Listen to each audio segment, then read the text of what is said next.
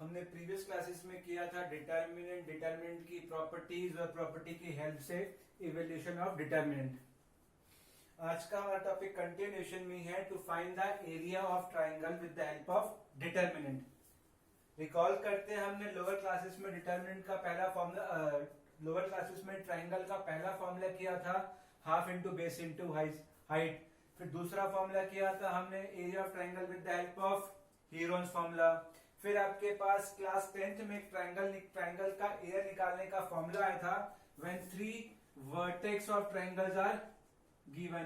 First vertex x1, y1, second vertex x2, y2 and third vertex is x3, y3। Class 10th में आपने इस triangle का area निकालने का फॉर्मूला किया था half x1 y2 minus y3 plus x2 y3 minus y1 plus x3 y1 minus y2। ये formula आपने क्लास 10th में एरिया ऑफ ट्राइंगल का फॉर्मूला के लिए किया था और आपने वहां पे इसको लर्न करने का तरीका भी किया था 1 2 3 2 3 1 और 3 1 2। अब हमें एरिया ऑफ ट्राइंगल निकालना है with the help of determinant. ठीक है, देखते हैं क्या है।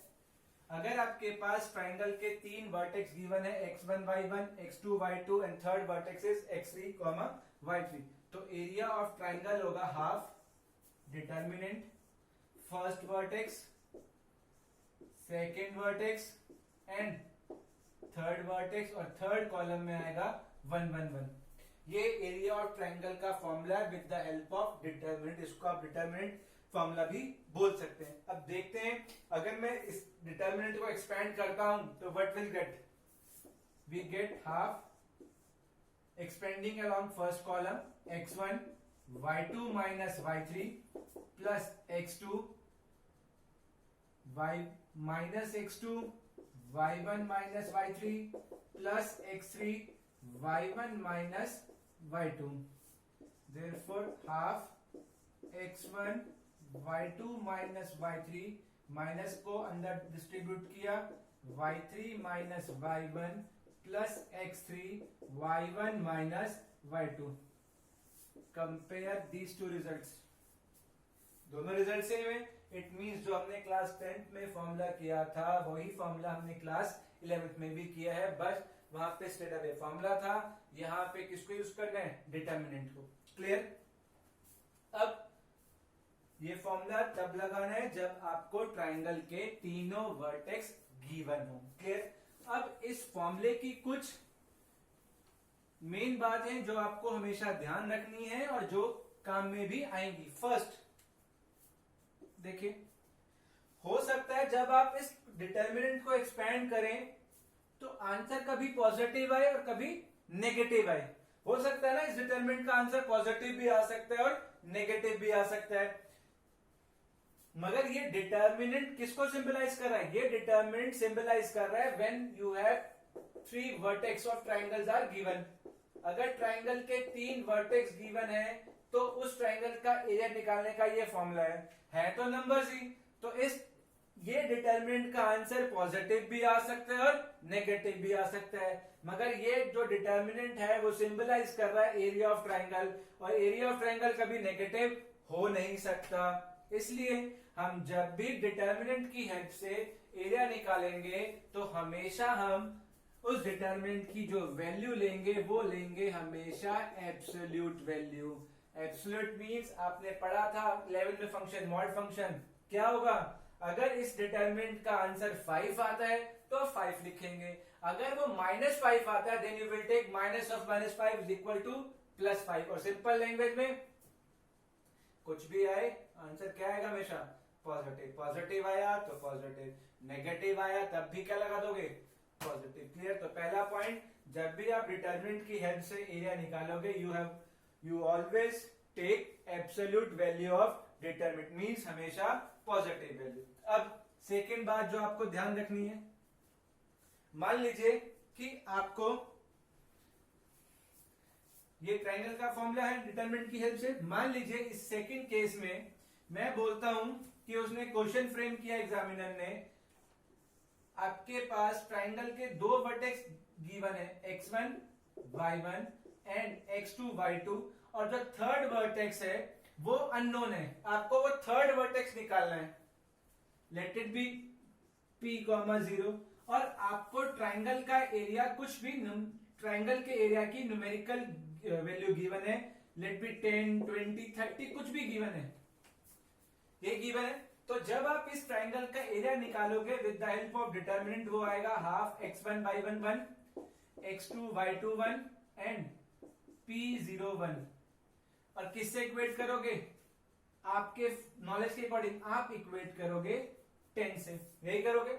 अब देखिए आप इसका डिटरमिनेंट निकाल लेंगे, p की टर्म में न्यूमेरिकल वैल्यू, p की टर्म में एक्सप्रेशन आएगा इज इक्वल टू 10 कर देंगे, यही करेंगे। मगर नहीं, देखिए ये डिटरमिनेंट की वैल्यू हो सकती है +10 भी आए और इस डिटरमिनेंट की वैल्यू हो सकती है -10 भी आए।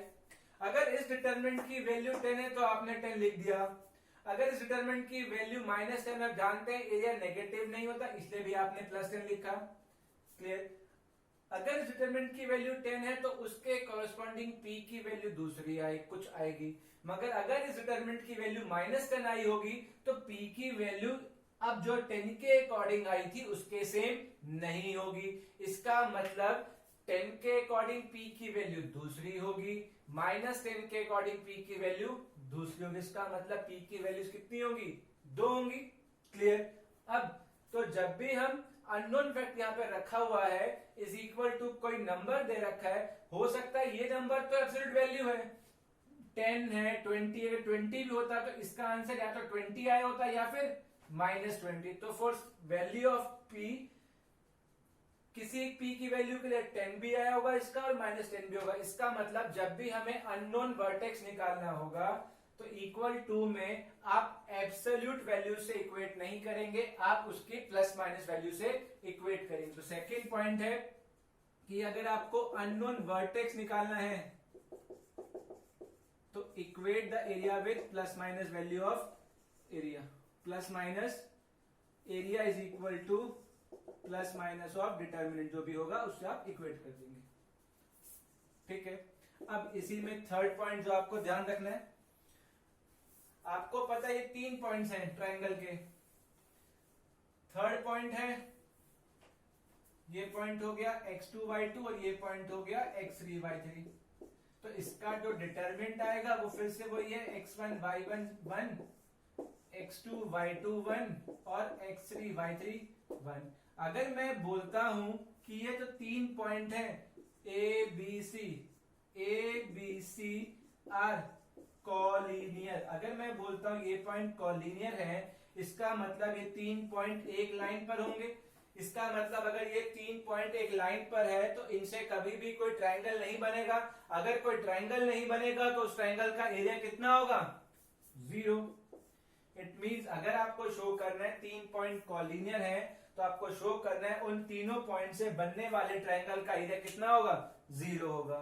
It means third point, if 3 points are collinear, therefore area of triangle is equal to 0. Area of triangle 0, it means half of determinant is equal to 0. Clear?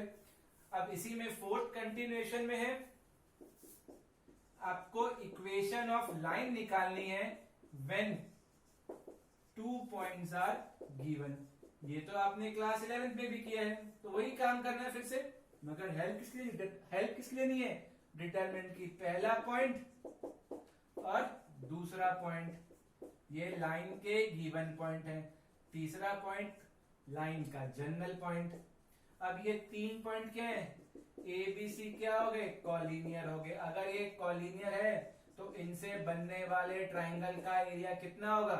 0 होगा। तो half x1 y1 1, x2 y2 1 और x y1 is equal to 0। आप इसका determinant निकाल के solve कर लीजिए, आपके पास स्ट्रेट लाइन की इक्वेशन आ जाएगी।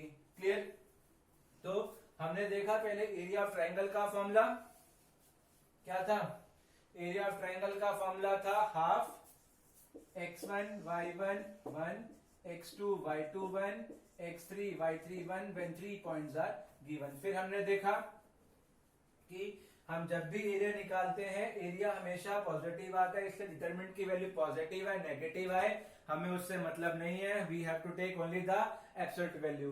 फिर अगर हमने देखा था सेकंड पॉइंट में अगर हमें कोई अननोन वर्टेक्स निकालना है तो उस केस में हम पॉजिटिव ना लेके हम एरिया के डिटरमिनेंट की दोनों वैल्यू से इक्वेट करेंगे, पॉजिटिव से भी और नेगेटिव से। थर्ड पॉइंट था when 3 points are collinear area of triangle is equal to 0।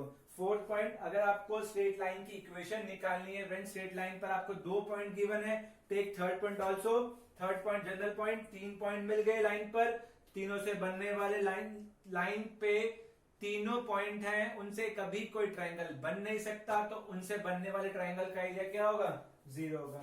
तो ये 3-4 बातें हैं जो आपको ध्यान में रखनी है, इन बातों के बेसिस पर आप क्वेश्चन कर सकते हैं। अब क्वेश्चन कैसे फ्रेम होंगे? आपको ट्रायंगल के 3 वर्टेक्स दे रखे होंगे, उन 3 वर्टेक्स से आप ट्रायंगल का एरिया निकाल सकते हैं। ये रहा फॉर्मूला। दूसरा क्वेश्चन क्या बनेगा? दूसरा क्वेश्चन बनेगा आपको ट्रायंगल के 2 वर्टेक्स गिवन होंगे और एक वर्टेक्स अननोन होगा, ट्रायंगल का एरिया गिवन होगा। तो 2 नोन वर्टेक्स यहां पे रखे, अननोन वर्टेक्स यहां पे रखा, is equal to area of triangle. जब ये क्वेश्चन करेंगे एरिया ऑफ ट्रायंगल में आप प्लस माइनस लेंगे। तीसरा case, you have to show 3 points are collinear, तो आप उन 3 पॉइंट से डिटरमिनेंट को 0 प्रूफ कर देंगे। और फोर्थ पॉइंट, अगर आपको लाइन पर दो लाइन की इक्वेशन निकालनी है, 2 पॉइंट गिवन है, ये 2 नोन पॉइंट और फिर जनरल पॉइंट, इस डिटरमिनेंट को आप 0 से इक्वेट कर देंगे, आपके पास लाइन का इक्वेशन आ जाएगा। इसके अलावा और कोई कंसेप्ट नहीं है। इस कंसेप्ट के बेसिस पे आप एनसीईआरटी की एक्सरसाइज 4.3 इजीली कंप्लीट कर सकते हैं। अगर फिर भी कोई डाउट हो तो आप कमेंट बॉक्स में पूछ सकते हैं। क्लियर?